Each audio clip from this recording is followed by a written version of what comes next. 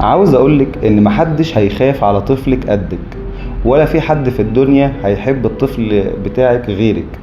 ولكن الغلطة هنا ان خوف الام دايما بيحركها ان هي تعمل حاجة غلط. يعني ابنها تعبان وسخن فتنزل الصيدلية تجيب له حقن مضاد حيوي وتجيب له لبوس دولفين اللي هو ممنوع وحاجات زي كده. او الولد يا عيني رافض ياكل فبتديله بسكوت وتديله مش عارف ايه عشان خاطر احسن من ما فيش يعني.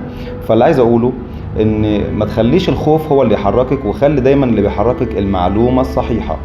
بمعنى الخوف حاجه والصح حاجه. دايما تقول يا دكتور طب اعمل ايه، اصل كان بالليل وكان متاخر. ايوه، ده مش مبرر انك تعملي حاجه غلط. يعني ما انت رحت نزلت عملت حاجه غلط، استفاد ايه الطفل منك؟ ولا حاجه. وبالتالي دايما دوري على المعلومه الصح. قله الوعي بتضر اكتر من الخوف، وبالتالي الخوف حاجه كويسه عشان تحركنا في الطريق الصحيح.